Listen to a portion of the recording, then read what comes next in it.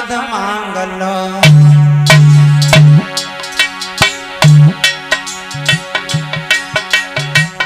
अवध मांगलो राम प्यारे न मांगा अवध मांगलो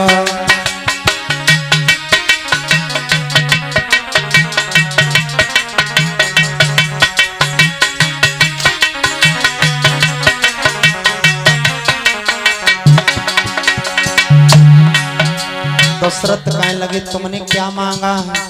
चौथे पन में बच्चे देखने को मिले, हम तुम्हें कैसे दे दें? लेकिन गुरु विश्वामित्र समझाने लगे तुम्हें नहीं पता कि भगवान का अवतार हो चुका है।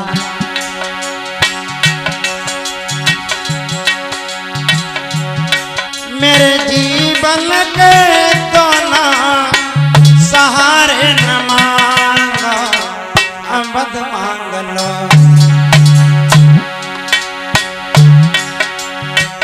अवध मांग लो राम प्यारे न मांगा अवध मांग लो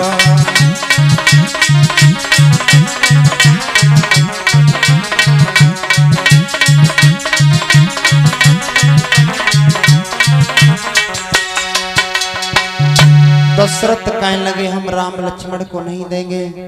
तो गुरु विश्वामित्र ने बहुत समझाया कि अगर तुम इन्हें नहीं भेजोगे तो इनका अवतार बेकार हो जाएगा। इनका अवतार तो राक्षस संहारने के लिए हुआ और हम तुम्हारे इन पुत्रों को हमेशा के लिए नहीं ले जा रहे हैं। अपना यज्ञ पूरा कराएंगे और कुछ दिनों के बाद इनका विवाह भी हो जाएगा। और जैसे ही विवाह का नाम सुना तो दशरथ कहने लगे ठीक है ले जाओ, लेकिन हमारी पुत्रों को वापस दे देना।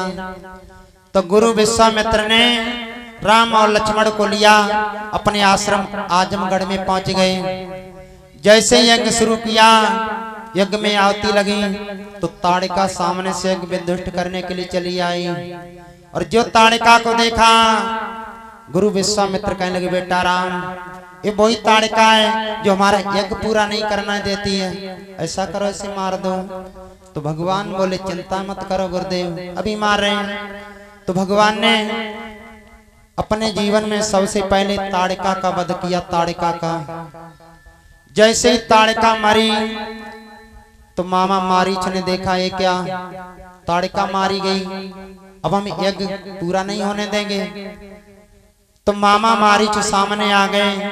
तो भगवान श्री राम ने एक बिना फन का बाण मारा तो मामा मारीच 400 कोस दूर जाकर गिरे। 400 कोस माफ करें 400 योजन दूर जाकर गिरे। और एक योजन होता है 4 कोस का, यानी 400 कोस दूर जाकर गिरे। भगवान श्री राम ने गुरु विश्वामित्र का यज्ञ पूरा करवाया। धीरे धीरे समय व्यतीत होता चला गया। अब देखते हैं मिथिलापुरी यानी जनकपुरी में। मिथिलापुरी में जहाँ महाराज शीरध्वज जिनका नाम जनक था, इन जनक के आंगन में एक सीता नाम की पुत्री थी। एक बार इन सीता ने अपने जीवन में करिश्मा कर दिखाया, करिश्मा। लेकिन भागवत में लिखा है कि सीता रावण की सगी पुत्री थी। लेकिन जगदीशानंद रामायण में लिखा है कि सीता जनक की पुत्री थी। वो कैसे? रावण अपने राज्य में भगवान का नाम लेने का टैक्स लेता था, कर लेता था संतों से। जो भी भगवान का नाम लेता था वो रावण को टैक्स देता था।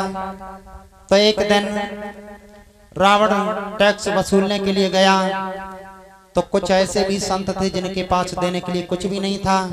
तो संत रोने लगे, बोले महाराज हमारे पास कुछ भी नहीं है देने को। रावण कहने लगा ऐसे थोड़ी छोड़ेंगे, तुमने बहुत दिन भगवान का नाम लिया और जब तक टैक्स नहीं दोगे तब तक हम नहीं छोड़ेंगे। बोले फिर महाराज? बोले तो ऐसा करा तुम अपना अपना थोड़ा थोड़ा खून निकाल कर हमें दो। तो रावण ने जिनके पास देने के लिए कुछ नहीं था उनका थोड़ा थोड़ा खून निकलवा कर एक घड़ा में बंद करके रख दिया। और उस घड़ा को अपने महलों में लाकर एक अलमारी में रख दिया।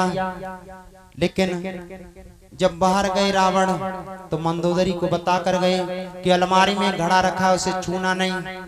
अब रावण तो चले गए।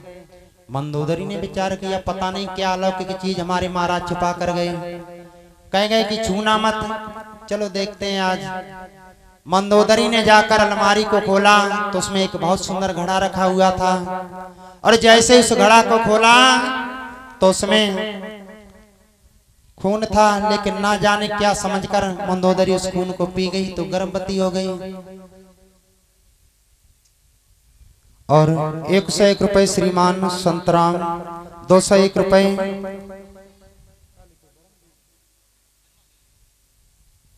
201 रुपए श्रीमान वर्मादीन, 50 रुपए अजय कश्यप, 50 रुपए रामरूप कश्यप, 51 रुपए मनमोहन, 50 रुपए छोटू कश्यप, 100 रुपए सोनू कश्यप गड़िया और 50 रुपए लालू कश्यप, 101 रुपए सुंदरलाल, 100 रुपए माता दीन, 51 रुपए सुयालाल और 51 रुपए सालू। ये सभी लोग भगवान के श्री चरणों में दान भेंट करते, दुआ कामना करते भगवान से जो भी कार्य करें भगवान हर कार्य में सफल बनाता रहे। मंदोदरी ने ना जाने क्या समझकर उस घड़ा का खून पी लिया तो गर्भवती हो गई। अब रावण घर पर नहीं है तो मंदोदरी को शर्म लगने लगी, पता नहीं हमारे महाराज क्या सोचेंगे। तो रथ पर सवार होकर अपने राज्य की हद से बाहर होकर जनक की सीमा में पहुंचकर अपने गर्भ का गर्भपात किया और उस गर्भ का एक घड़ा में बंद करके महाराज जनक की सीमा में हद में गड़वा दिया और वापस लौट आई। जैसे ही मैं पाप जनक की सीमा में गड़ा तो महाराज जनक के यहाँ पर 12 वर्षों तक घनघोर सूखा पड़ गया। सूखा इतना भयानक पड़ा कि कुछ भी फसल नहीं हो रही है। तो सब जनता रोने लगी, महाराज अगर बारिश नहीं हुई तो हम सब क्या खाएंगे, क्या होगा हम सबका। तो महाराज जनक और सुनैना घर से निकलकर दियावान जंगल में पहुंचकर भजन करने लगे। तो भगवान ने आकाशवाणी की कि जनक तुम वापस लौट जाओ। वापस जाकर नगिन होकर राजा और रानी तुम दोनों सोने का हल चलाओ अपनी हद में जाकर, तब तुम्हारे यहाँ पर पानी बरसेगा, ऐसे नहीं बरसेगा। तो महाराज जनक और सुनैना वापस लौट कर आए, एक छोटा सोने का हल बनवाया और वह हल अपनी हद में जाकर चलाया। जैसे ही हल थोड़ा आगे बढ़ा तो हल उसी घड़ा में उलझ गया जो मंदोदरी ने अपने गर्भ का गर्भपात करके गड़वा दिया था। जैसे ही हल रुका तो सुनैना कहने लगी, महाराज हमें ऐसा लगता हल किसी ने पकड़ लिया। जैसे ही मिट्टी हटा कर देखा तो उसमें बड़ा ही सुंदर घड़ा निकला और जो घड़ा को खोला तो बड़ी सुंदर कन्या थी।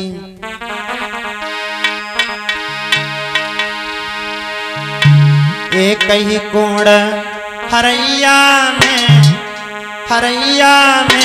भैया बेटिया जननी मलैया में।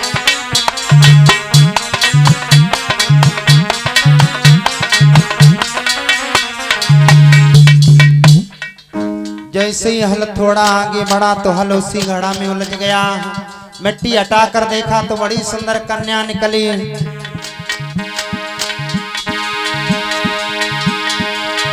एक ही कोण हरैया में भैया सीता जननी मलैया में।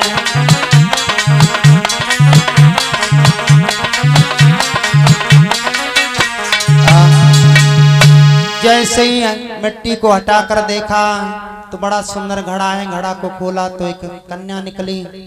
तो सुनैना कहने लगी, महाराज हमारी कोई संतान नहीं थी, क्यों ना इस कन्या को गोद ले लें। तो रावण की सगी पत्नी मंदोदरी के गर्भ से उस कन्या का जन्म हुआ। तो रावण पिता बताए गए सीता के और जनक के द्वारा उत्पत्ति हुई। जिनके द्वारा उत्पत्ति होती वो निर्माता हो जाता है। तो जनक भी सीता के पिता बताए जाते हैं। ये सीता ने एक बार करिश्मा कर दिखाया। क्या करिश्मा दिखाया? एक बार सुनैना घर पर नहीं थी तो घर की साफ सफाई की जिम्मेदारी सीता के ऊपर आ गई। सफाई करते करते पहुंच गई जहां पर एक धनुष रखा हुआ था और धनुष इतना भारी था किसी के हिलाई से नहीं हिलता था। अब सवाल उठता है कि वो धनुष आया कहां से, जो किसी के हिलाए से नहीं हिलता था। एक बार जब देवासुर संग्राम हुआ वृत्तासुर को मारने के लिए, वृत्तासुर प्रत्येक दिन एक देवता को मारकर खाने लगा। तो सब देवताओं ने विचार किया अगर ऐसे ही एक देवता घटता रहा तो हम किसी दिन सब मारे जाएंगे, क्यों ना भगवान विष्णु की शरण में चलें। तो भगवान नारायण की शरण में पहुंच गए, बोले भगवान त्राइवाम रक्षा करो। तो भगवान बोले क्या हुआ, क्यों आए, क्यों रो रहे हो। तो देवताओं ने सारा हाल बताया, महाराज वृत्तासुर प्रत्येक दिन एक देवता को मार रहा है, ऐसा करो उसे मार दो। तो भगवान बोले ऐसे नहीं मरेगा वृत्तासुर, ऐसा करो एक महाराज महात्मा दधीच हैं और उन दधीच के पास में जाकर उनकी अस्थियां दान में ले लो, हड्डियां। तो उनकी अस्थियों से वज्र बनाकर उस वृत्तासुर का वध किया जाएगा, ऐसे नहीं मरेगा। तो सब देवता महात्मा दधीच के पास में पहुंचे, दोनों हाथ जोड़े, बोले भगवान हम आपकी शरण में आए, ऐसा करो आप अपनी अस्थियां हमें दान में दे दो। तो दधीच कहने लगे अपने प्राण कौन दान में देता है, भला हम क्यों तुम्हें अस्थियां दान में दें। तो देवता रोने लगे, भगवान आपके सिवा हमारा कोई नहीं है। तो दधीच ने कहा कोई बात नहीं। तो उसी समय महात्मा दधीच ने कामधेनु गाय से अपने मांस को चटवा दिया और अस्थियां देवताओं को दे दी। तो